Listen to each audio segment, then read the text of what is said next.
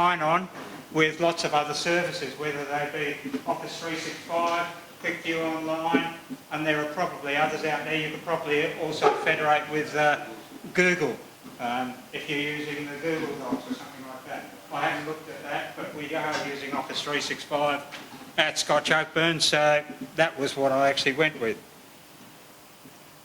There's a bit of a history with this. In the first place, we started out with Live at EDU, and we had to migrate our students out there. And in order to do that, we didn't use ADFS. At that stage, we were using the Identity Lifecycle Manager, which was provided by Microsoft, or ILM, as other people may know it.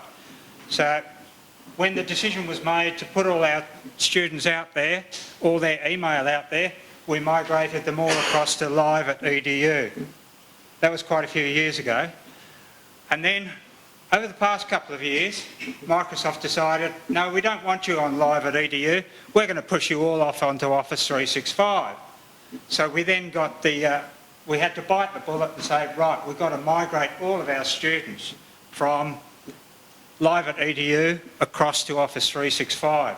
So instead of having one server, we were going to have 5 servers to actually perform all the on-site synchronisation, because the decision was made, we wanted single sign-on. We didn't want to have another login for our students. So later on, earlier this year, we also deployed a learning management system called Schoolbox.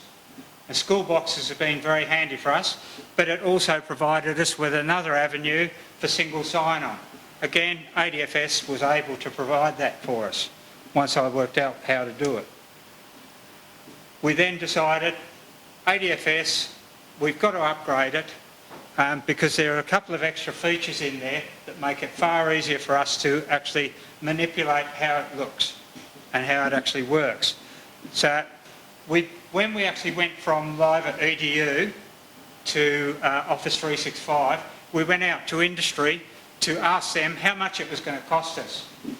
We saw something out there where people were going to be migrated from their own Exchange server to Office 365 for just under 5,000. So went to these people, we thought, yeah, that's about okay, we can afford that.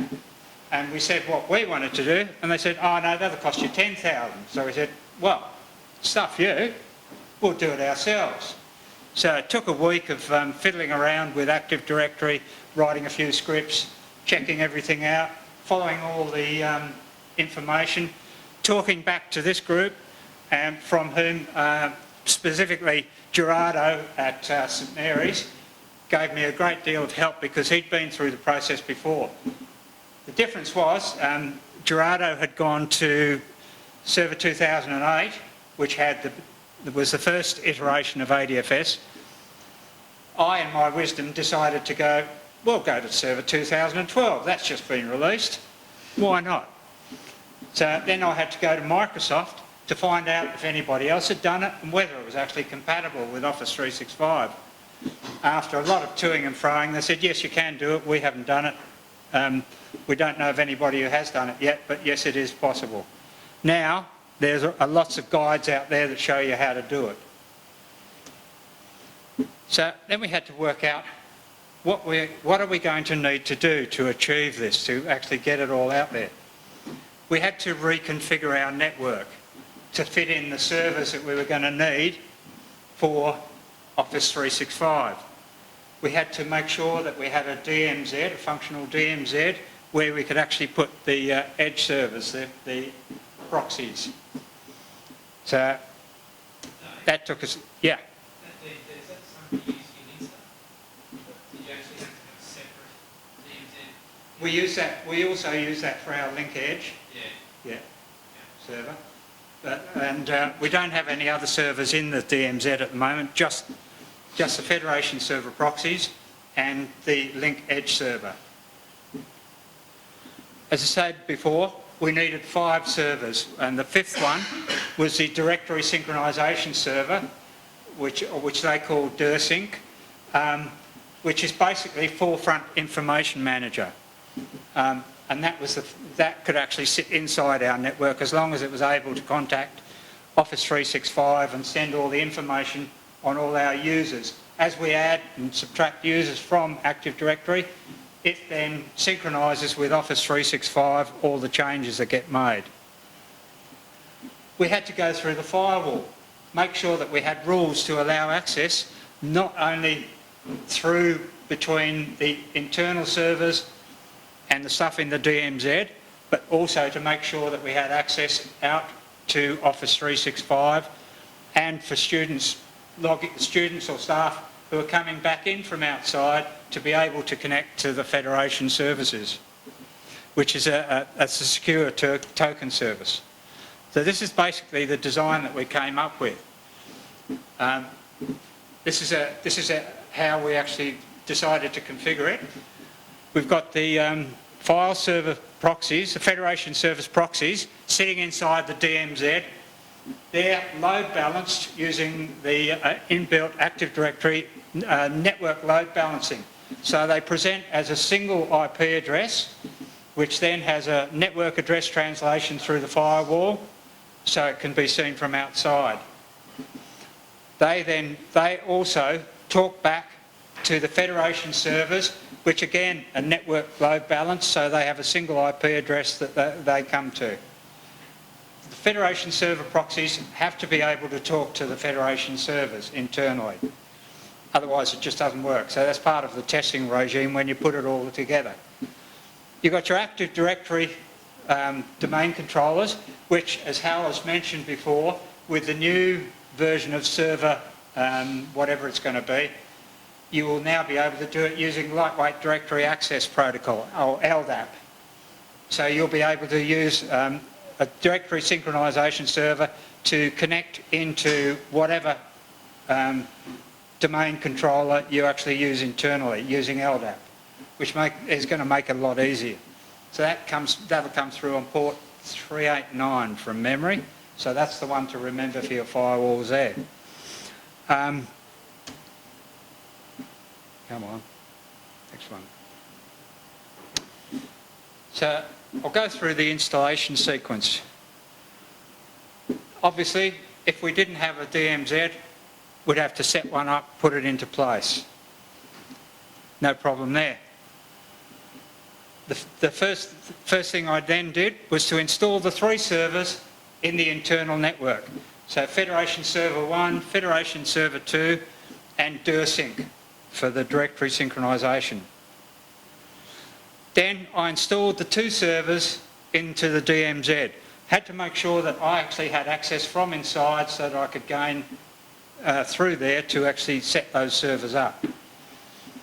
Now I might point out too that all of these servers are virtual servers. They're running on separate, the DMZ is actually a segregated VLAN. Then I added the network load balancing role to the 2 Federation servers and set up the single IP address once I put them into the NLB cluster. I did the same with the Federation server proxies. Initially, with Server 2012, the proxy was Federation Servers Proxy. It's now changed. And I don't know whether it's going to change again. It no longer uses, when we went to Server 2012 R2, it changed the actual proxy type and it's now a web application proxy. The next thing is to use the built-in add roles and services to add the role for ADFS onto both FS1 and FS2. Did it to FS1 first because I said that was going to be the primary controller in my cluster. So then I joined FS2 and actually added it into the cluster. That was a lot. Again, you do it by adding the role in add roles and services. I went on to the Federation Service Proxies, add the ADFS proxy roles to both of those, and then make sure that they can actually talk back to the Federation servers on the inside. The Federation servers on the inside, using Server 2012, actually used Internet Information Server to provide the link with your secure token service back into your Active Directory. So when your users come in from outside, they hit the proxy, that then relays them through to your Federation service, and your Federation service internally then talks to Active Directory to validate your authentication details. You need to acquire and install a valid certification authority certificate for your Federation servers. And with Server 2012, you had to also apply that on the proxies. You don't have to do that with the web application proxy anymore because it just pipes it straight through. Run Windows updates on all the servers, so a couple of days worth of all the updates by the time you've done one update of several hundred megabytes, and it finishes and reboots and goes and checks and realises there's several hundred more megabytes or another gigabyte worth of updates to come down. You run through those again and it goes over. I mean, I'm sure you guys have been through this several times when you set up a new server. Update, check it, restart it, update again, check it, restart it, update again. It's just crazy.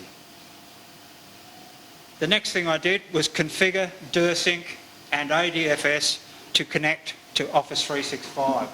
There's plenty of information on the Office 365 community portals and on their blogs to allow you to do that. I've got quite a few links that I use from third-party people who've gone through the whole thing step by step with all these working. It's working well. I don't want to break it. Take my backups. Make sure that I get everything. Now, Server 2012 R2 has on the DVD a subfolder called Support, and in there is a subfolder for ADFS which has all the scripts that you need to actually take your backups of the configuration, store it all in a file, put it to one side, ready for your installation of your upgrade or your migration, if you're going to migrate. So the things that you need to collect are the claims provider trusts, which you actually have within Active Directory, the relying party trusts, where you're actually talking backwards and forwards between them, the internal generated certificates. All of these will all be taken by the scripts. They'll all be collected for you, unless you've actually gone down a different path, but you still go through it afterwards and you check stuff.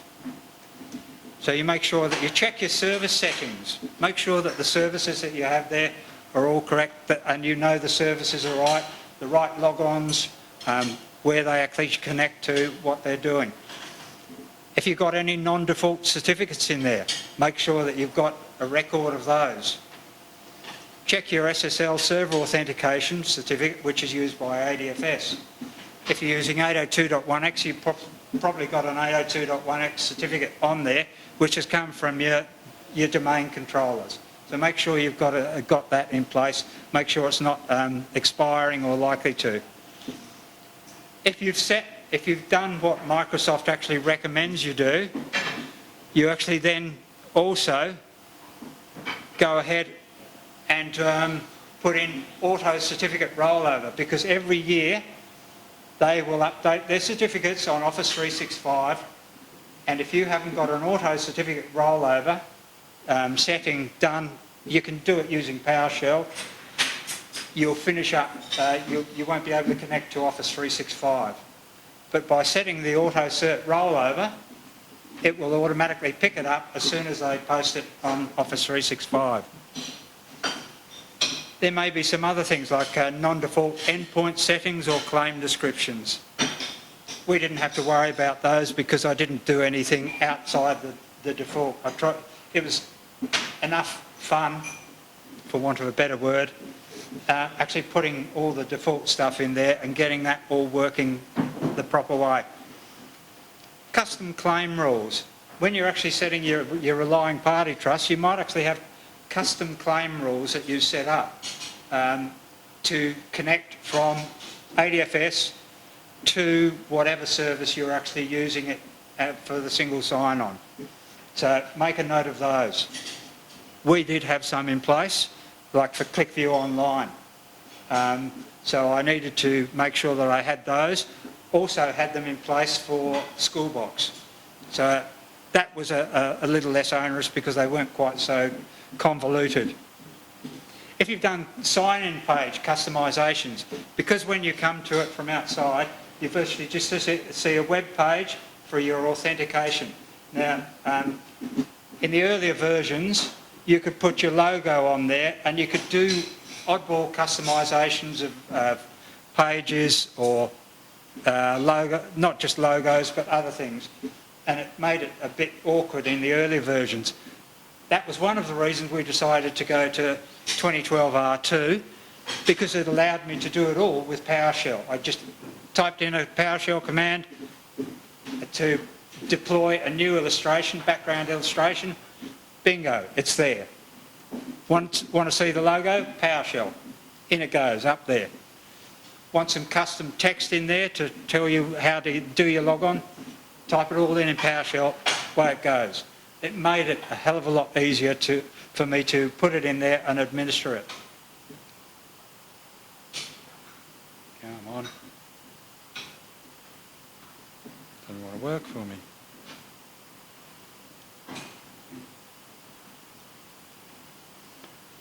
Now the upgrade sequence, because I had for Active Directory Federation Service, I had 4 servers in place. Microsoft's strategy was build completely new servers. I thought, why? I've got network load balancing. I can break one off, I can build that one up, and then join it back. Take over control of that IP on the network load balancing, drop the other one off the other side, then build that one, put them back together. Do the same with the proxies. So what I did, I removed the server, the secondary server, and the secondary proxy from the network load balancing clusters.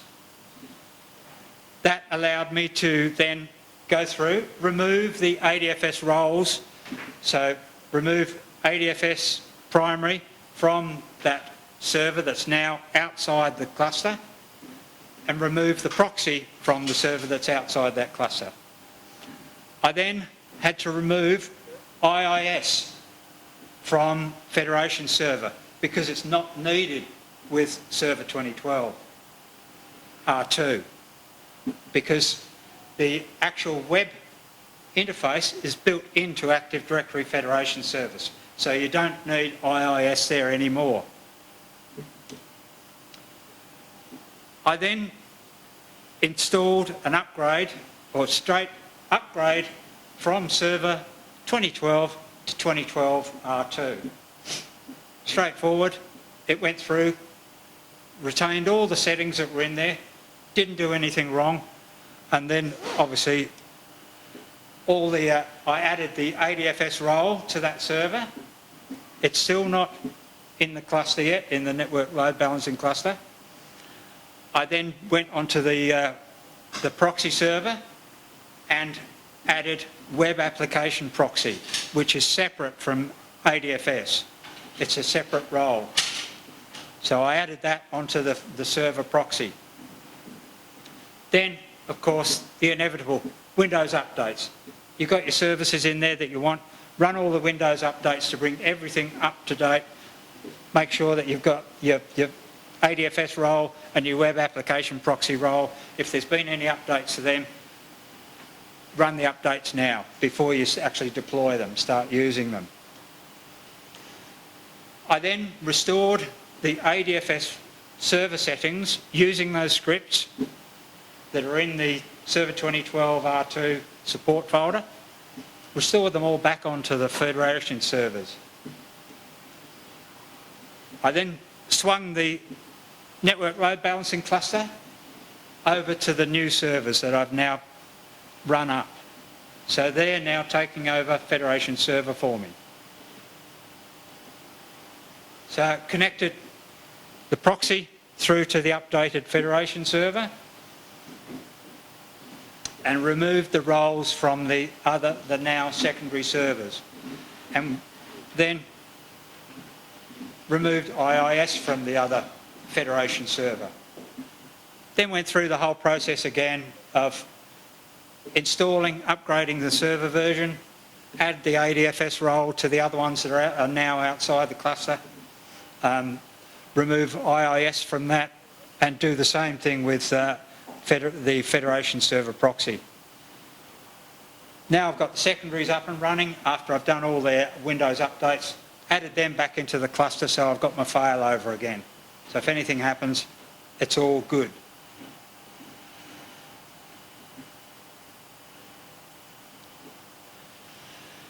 So then came the fun, customisation. I started then using the PowerShell commands included with the newer version of ADFS to actually put all the customisations back on the screen that we wanted to see. The first one I used was set ADFS global web content.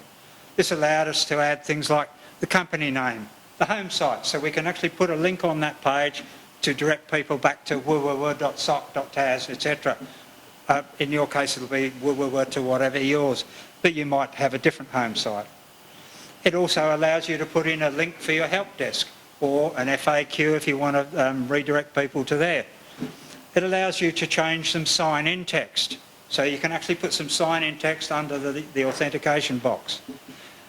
When people log off, you can have some sign-out text there as well, which will tell them, yeah, you've successfully logged out. If you want to go somewhere else, you can actually put links in there.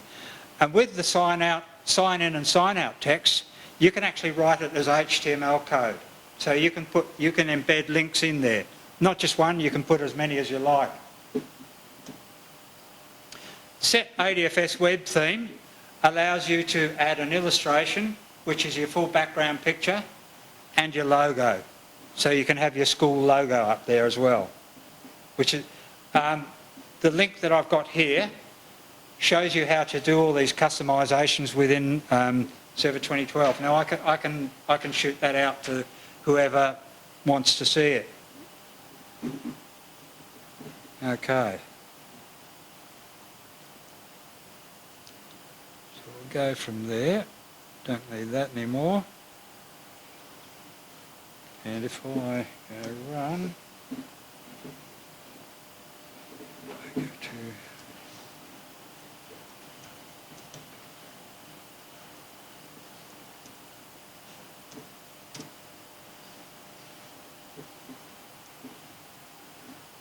this should now take me through to our STS server. It's coming off just tethered off my phone at the moment because I think I might want to VPN in, and providing we've got time. Not real quick. There we go. So that's what ours now looks like. Oh, we've lost it, have we? That's not very handy.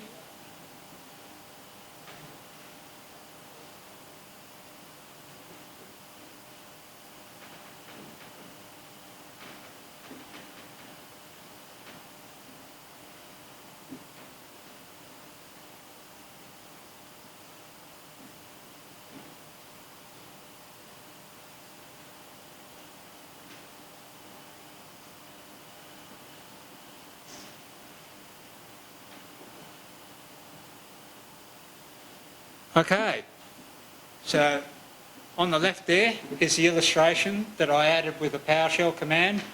Up the top, the logo. Down below, you've got the, they go off and query Synergetic, check all the users. I've still got them, yeah, and they're still working. I'm happy to hand them out. Because I was talking to Synergetic yesterday, I asked them when they're going to integrate with Synergetic. Yeah. No, I've already written them. They have live stream on. Yeah. I've got something in power actually. As I said, they query Synergetic. They use some SQL queries to go into Synergetic, pull the data out of Synergetic, then with the username, network login is actually in Synergetic.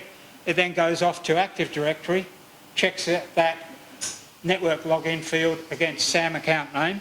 If they already exist, it does nothing. If it doesn't exist there, then it automatically creates the user, creates their home files on their network drive, whatever, and it's ready to go. I haven't got it to the point where it will create their Outlook login or their Exchange thing, but what I have got in there is it actually gives you all the PowerShell script to create each user with each user in the log. So as a new user gets created, tells you where their home file is, what their initial password is, what their login is, what PowerShell scripts you need to run on the Exchange server to give them their mailbox and activate it. And it also sets the security permissions so that they'll be able to connect their smartphone to Exchange server. Pardon? File permissions, they're done. They're already done, and the share. That's already done in the VB script. That's already created. When the user gets created, their home folder is created with all the right permissions. So that's done as part of the script. I want to actually shift it across the PowerShell because part of the ADSI security module that I use only runs, and part of the other stuff that it actually uses for processing the data only runs on a 32-bit Windows. So it's a bit limited, so I want to transfer the whole lot to PowerShell when I get the opportunity. Sorry to run back a bit. So what username are you using for your parents? Like the first name, the last name, or you use their... No, we actually use their first name and their ID. Their ID, okay. Yeah. We put their ID in as an employee ID. Yeah, that goes in there as well. Yeah, okay. And that goes into Active Directory, into the employee ID. Not just parents, but staff, students, the whole lot. It all goes in there. The other thing that I forgot to mention earlier was when we initially went from Live at EDU to Office 365, I didn't have the right configuration in Active Directory. The user principal name was okay with the different subdomain that we actually set up, but we didn't have an alias in there. The alias attribute hadn't been filled out for their wireless, so I just had to write a quick and dirty VB script to just go through all the students, half an hour, it's all done. And it just went through, grabbed the stuff out of Synergetic, and then put the aliases in there, straight into Active Directory, push DirSync to do its stuff again, bang, they're all up and going. So we lost an hour on the first day that the students came back when we transferred from Live at EDU to, which wasn't too bad, considering we didn't pay $10,000.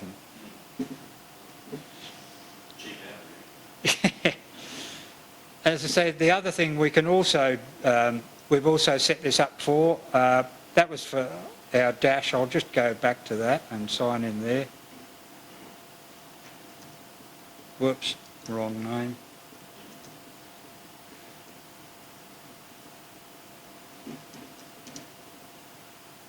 Yeah, that's right.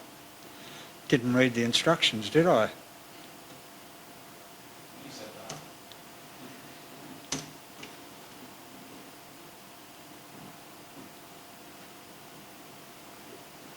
So this is our school box.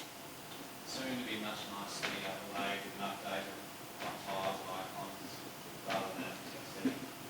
Yeah, which will also spin us off to things like Exchange server.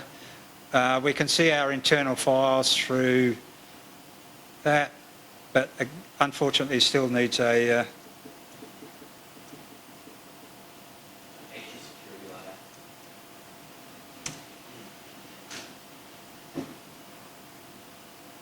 So I've got my own documents, plus shares. We've actually put lots of different shares up there that the staff actually asked for. So we've got all these other shares for the different departments, which are their own separate work folder sort of areas.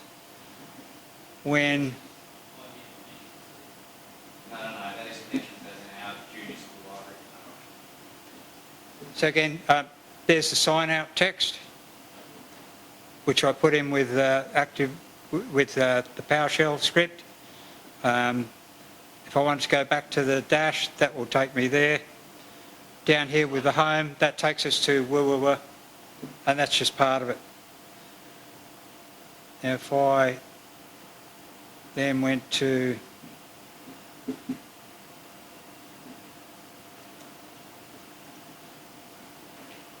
but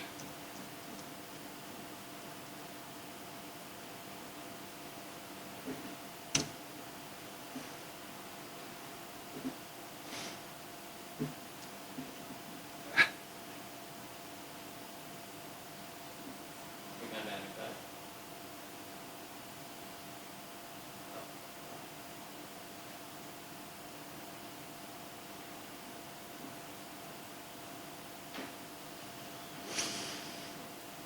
should put an HTTP there or something. ADFS. Now, as soon as I put in my email address,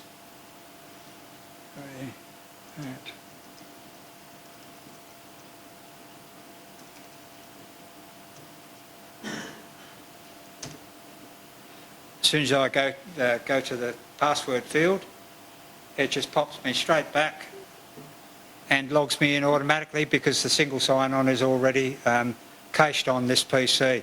But for the first time, it would have taken me back to that, to this site to get me to log in. For a student,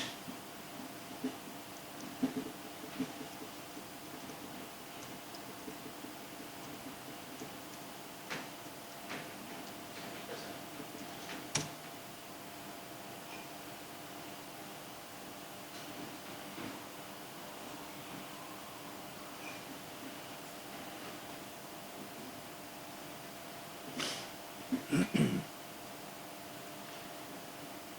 you just went to custom plane rules in your ADFS server, yeah, put in your more information. I did, yes. I set up the oh, that's handy. Probably doesn't like the fact that I've got other things. But Because you're already single sign-on. normally that would actually redirect me back. So they've obviously, maybe because I'm already signed in somewhere else. Because it's a single sign-on, it's still, Yeah. no switch to go. Have you had that issue with sign in and sign out? It's working with that stuff. We were talking about, obviously, Yeah. as in network, right? The way it works is it requires a secondary login in the background. Yep. You're actually signed into Office 365. Oh, okay. With the generic sort of sign on with the following perhaps go and see your Yeah. ongoing after one drive perhaps you guys in another level. Okay. Let's see if I can.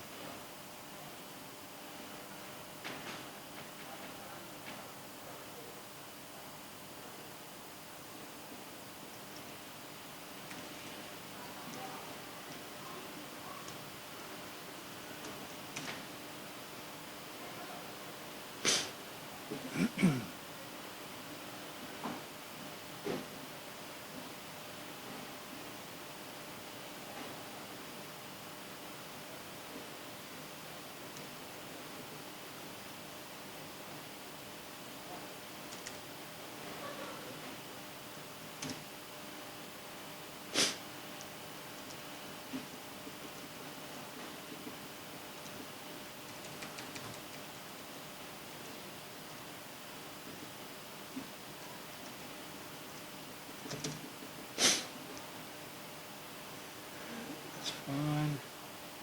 Yes. So I'm just connecting to the primary Federation server in our cluster. So you can actually see, and here, remember I mentioned earlier, there's a thing called set ADFS global web content. You can get it to actually see what it is. And you can see down here where I've actually put all the text in. And for those of you who recognise it, you can see that it's actually HTML. So there's a open brackets P, close bracket, and then all the text that I'm actually, go away, all the text that I've actually put in there. Up here is the home thing, but let's go back to the relying party trusts. I don't know, probably a bit small there. But at the top here, we've got Office 365, the connection for that. Then we've got our connection to our primary school box. We've got ClickView Online, and then we've got a development server for our school box. So we can actually try things out, fiddle around with them, see how they go. Now in each of these, it is just way too small. But we can, within school box, it's fairly simple because all we used was a SAM account name out of Active Directory, and that was then synchronised with the login name that's already in school box. Because school box also synchronises from Synergetic, so it gets all its information from there. But I think that's probably, it's too small, you can't really see it properly. So I won't go any further with that one. Drop out of that. I think that's probably as much as I wanted to cover. I've got Kane's iPhone here. I don't think I'll connect to that one. It's all filtered anyway. Nah. Yeah.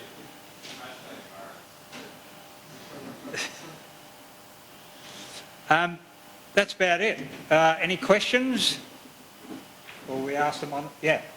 So you showed us an external login a minute ago. Is that through that web interface saying interface that somebody internally on the main join PC would see? They don't see it.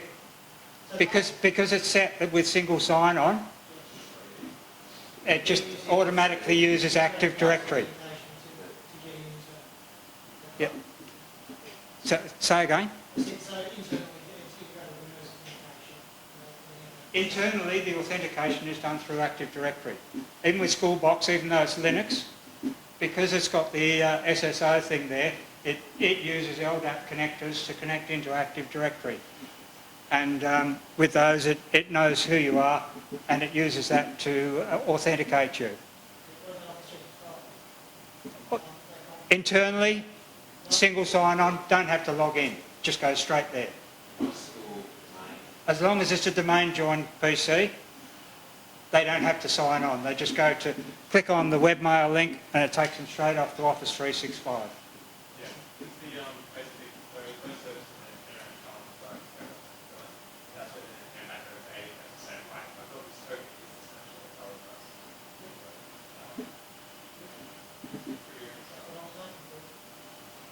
Yeah. So you're going to implement it, are you? Yeah, that's one of the reasons why I was interested was because it's sort of genuine single sign. Yeah. Probably the domain might share it, not jump there. You're using Google Docs and so on, aren't you? Or Gmail? Yeah, we currently the Google Apps implementation. Can you use ADFS for single sign-on for that? Oh, well, yes, but with the expensive third-party fees. there's a school office in there that works that reasonably well. It's with a piece of software called Shibboleth. Yeah. Yeah, in between ADFS and Google. Sorry, it went down to what the expensive thing. There's another open source one called Simple Summit. I can bring that to the apparently they're having a really good time. So they've had that stuff. There are two methods of actually implementing ADFS. As Kane said, you can use Shibboleth or you can use the inbuilt Active Directory Federation service. I don't know if you noticed it, but it came out very quickly. But ClickView Online actually uses Shibboleth. But because they're all using security assertion markup language, or SAML2, ADFS is SAML2 compliant, so you'll be able to connect with anything else that is SAML2 compliant. You've already got a connector in there that uses SAML as to your SSO to compliance, but it's not for your ADFS, it's actually Yeah. So, yeah. we're looking at Office 365, which has, I guess probably because our future version of our LMS will more over sort of the back end, so we're Yeah. getting screwed up with that, what we need to do. Internally, we're using SAML to connect to Schoolbox. And they have a very good wiki which actually shows you how to do it, but there's a few things missing.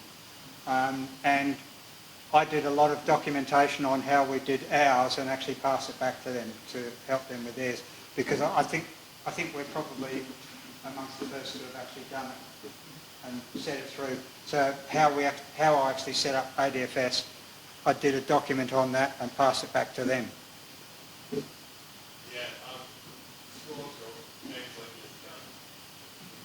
Basically like you, he's on the gifted section.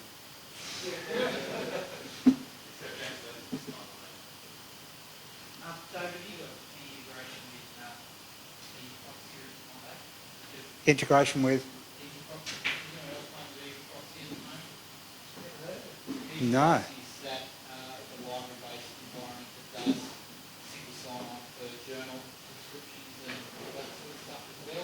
Our library pushing in for the OCLC stuff. Right. We're going to push ours from Schoolbox. Yeah. It does all like the EBSCO and all that sort of stuff. James will prescribe the script for us.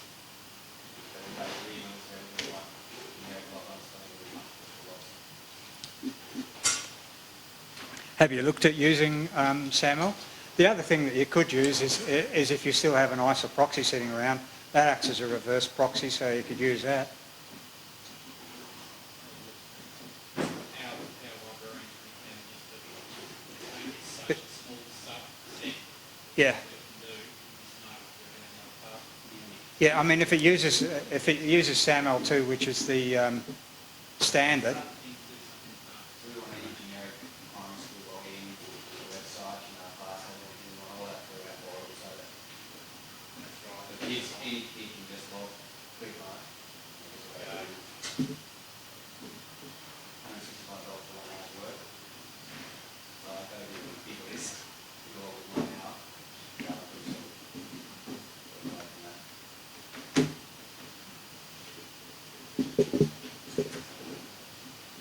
I'm done.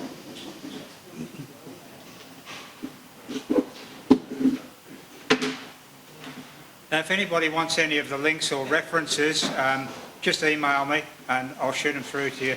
And Stuart, if you want those scripts for Synergetic, yeah, send me a reminder. Yeah, for sure. My brain's hoping. No, that's